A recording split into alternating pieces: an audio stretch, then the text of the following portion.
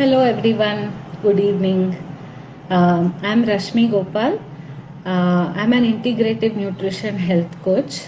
I've graduated from Institute for Integrative Nutrition USA, and it's been over a decade that I've been working with in different individuals with different medical histories, backgrounds, and goals.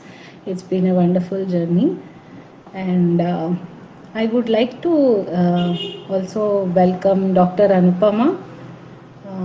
Just give us a few minutes.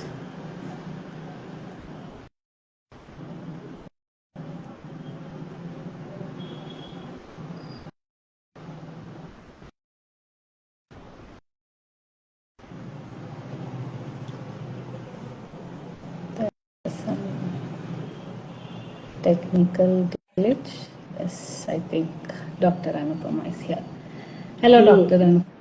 To give a background of Dr. Anupama, she is a very experienced, she's a Ayurvedic fertility specialist, over 23 years of experience.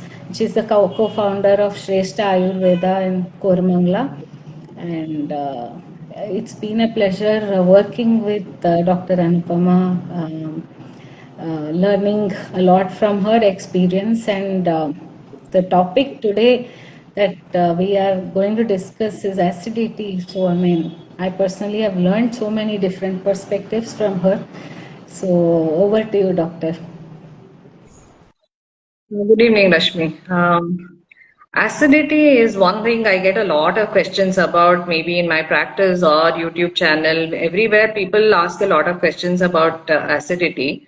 So I thought this is a good format it's an opportunity to share some insights about acidity. More than going into the theory about Ayurveda, I thought I will talk about things it can help people identify if they have acidity.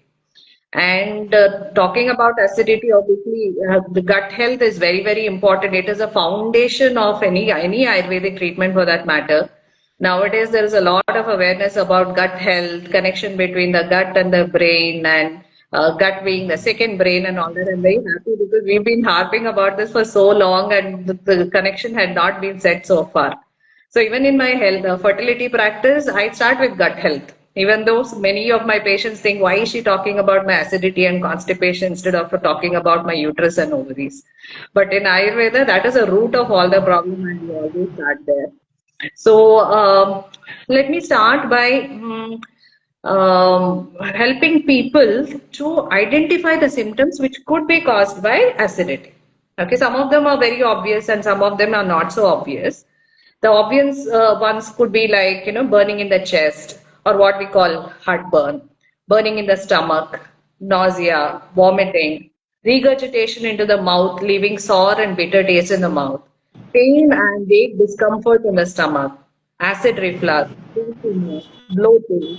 These are usually connected to acidity or some problem in the digestive system. But there are some other symptoms people may not identify as being connected to acidity. They may be connected to acidity like persistent cough, upper back pain, migraine headaches, pain in the left arms, stiffness in the neck, hiccups, difficulty to swallow food, thick coating on the tongue, halitosis, that is foul smelling breath. These are also can be associated with acidity, and assessing your gut health, anything which could be contributing to acidity, or if these come, not so obvious symptoms, if they are persistent, doing an assessment of whether you have acidity or not and resolving the causes behind it. That can give a lot of relief.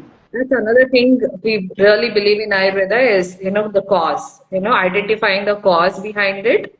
Okay, the first line of treatment in Ayurveda is Nidana Parivartana. That is remove the cause. It's like a cause and effect. You cannot make any change in the effect unless you address the cause. Otherwise, it's just a band-aid approach or a symptomatic approach. So some of the causes can be high acid levels or low acid levels, both. That is basically an imbalance of the Pitta dosha, constipation, or too much gap between meals, irregular meal timings. See, our body has a clock. Okay, so if you have set a certain timings in your childhood or whenever you were regular with your meals, that is the signal for the body to produce acid at the right time. If you do not feed that acid, then there will be some acidity issues.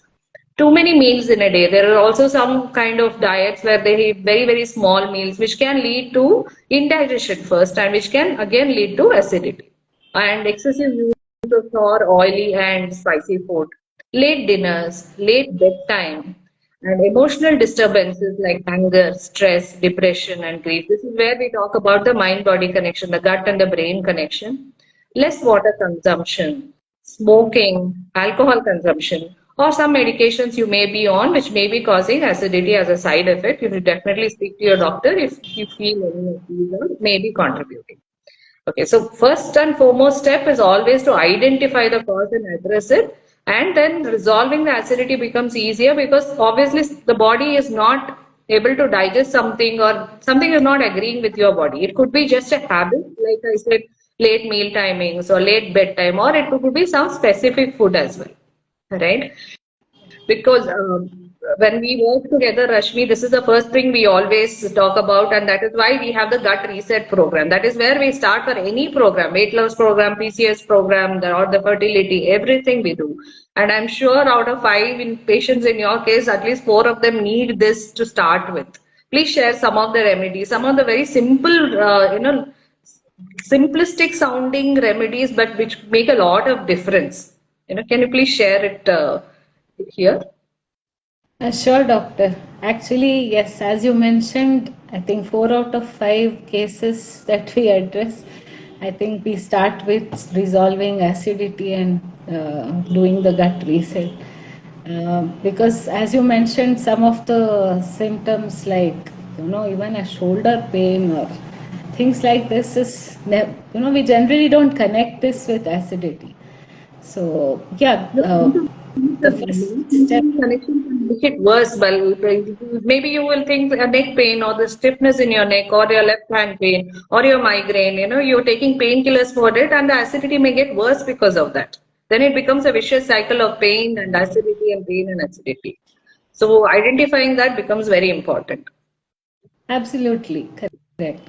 So, yeah, some of the things that we can do very simplistically with our food and lifestyle is, first thing is to, in an acidic, in a condition of acidity, I think it's best to avoid too much of sour, spicy, oily, and salty foods, because it's going to even increase the acidity in this condition.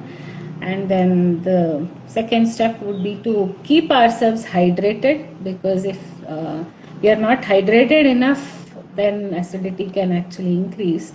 So it's good to drink water throughout the day, especially I would still suggest that during your meals or just before or after your meals, avoid drinking too much water, as it will reduce the digestion power. So we can drink water throughout the day. It's about 30 to 40 ml per kg weight. At least we require that much of water. And then it's very important to have regular meal timings and fixed meal timings, especially in this condition, because body definitely gets ready and expects food at that time. Otherwise, when there are longer gaps between meals, there is excess production of acids that builds up and increases the acidity. And as you also mentioned, the late dinners, and so it's very important to have an early dinner, yet also manage the time, bedtime, because the gap between the dinner and bedtime should not be more than 2 hours. So it's ideally best to have an early dinner by around say 8 o'clock, and then go to bed by around 10 o'clock. So that's an ideal good thing to remember. Especially, these are very basic steps to actually resolve acidity. And then overeating can also cause acidity because of indigestion. So, and also when we are eating a meal, if we are mindful of what we are eating, how much we are eating, and observe the symptom signal of feeling full, it's better to stop before we are too full, and then not completely fill our stomach. So overeating that way helps. By not overeating, it helps resolve acidity. And then especially when we are cooking with green chilies or red chilies or garlic, it's always a good idea to fry them or saute them in a little oil, and till the color changes to, the light green, or it's better, because raw green chilies, especially in most chutneys or many things, we generally just put the green chilies and then eat them. It can trigger the acidity, so it's a good idea to saute them while we are cooking. And flavoring our foods with mild spices like cumin, dhania, fennel, and ajwain. So all these mild spices, fresh ginger, they are all good for digestion. So it helps to digest our foods. So, and avoid heavy spices like garam masalas or any other strong masalas which can trigger acidity. And then if somebody is doing intermittent fasting, practicing intermittent fasting, I would suggest that you do it with proper guidance, because it has to be carefully dealt with on a case to case basis. It's very, very, very individualistic and how it has to be done. So please take care about that. And also soaking our foods, especially millets and nuts. So all these have anti-nutrients which makes it hard to digest. So millets at least needs to be soaked for a minimum of 6 hours before we cook them and use them. So similarly with nuts, and sometimes high fiber grains and also dals are better soaked and then cooked for better absorption of nutrients and better digestion.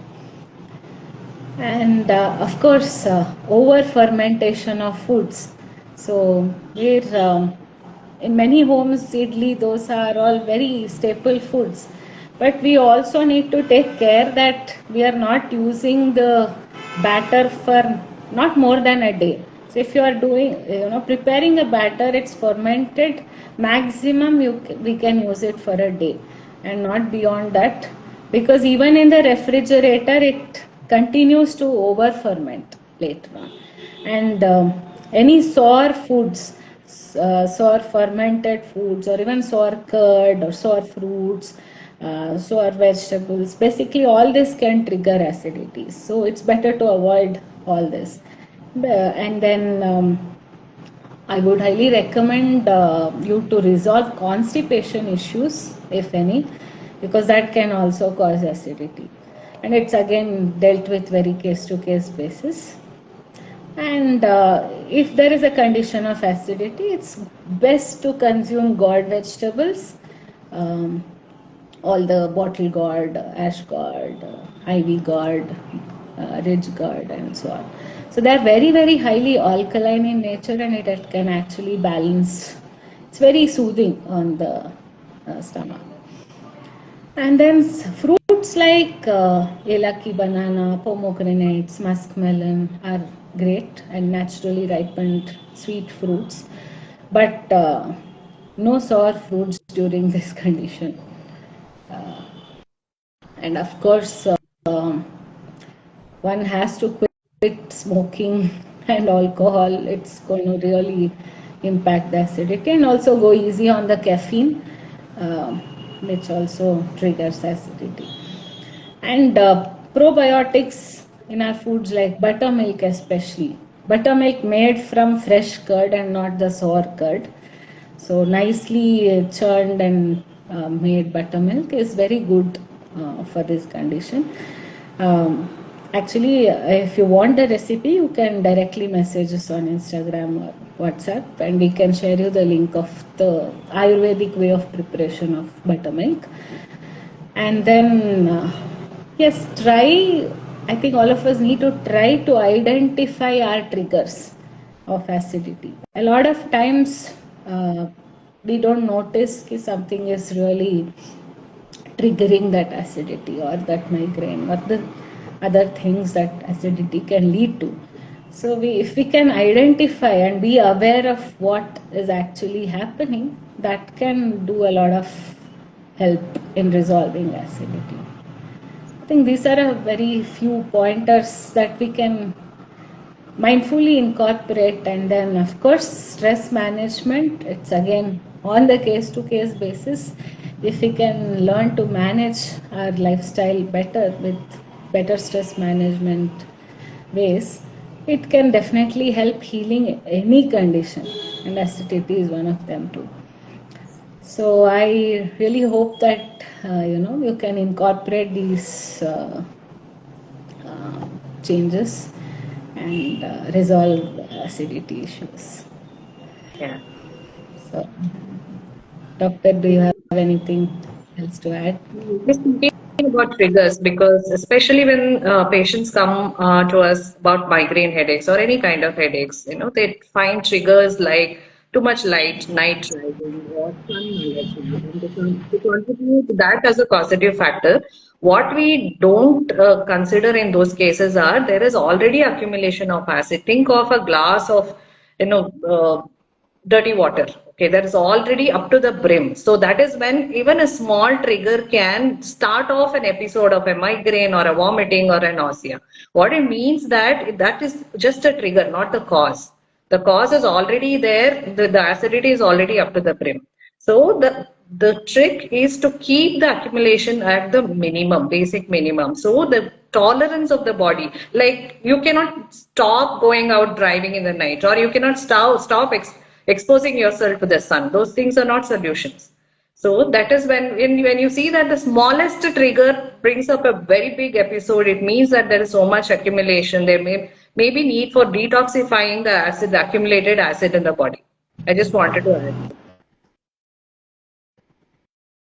Doctor, there is a question here. Um, he says, my son has very low proteins. What do you suggest to increase protein in kids, especially when they refuse vegetables and nuts? A little. Okay, so if they're refusing vegetables and nuts, I am not really sure about the digestive power of the child, basically. And proteins are harder to digest. Okay, so just giving them, escalating to a protein before we give the basic vegetables and nuts, and may not help their digestion. My suggestion would be that you start with the basic minimum form of vegetable, whichever form they like, and also some nuts, whichever they like, soak them and give it to them, or roast them and give it to them. I think we should start there and then move to the proteins. It can be an animal protein or a plant protein, and move to it later. First, our suggestion is always to assess the digestive power of the patient before suggesting anything. Something may be extremely good. It may have 10 grams of protein in 100 grams of the food, but if you're not able to assimilate it, again, it will cause acidity. Okay, start with the basic minimum in whatever form the child likes, and then move over to the proteins. Right. Thanks, doctor. All right. I think we'll share more on such topics like constipation and more gut health related topics, because that is the foundation of everything. Almost health is starts from there. So it was pleasure having you all, and thank you, doctor, for your valuable time. Okay, good night, Rashmi. Good night. Good night, everyone.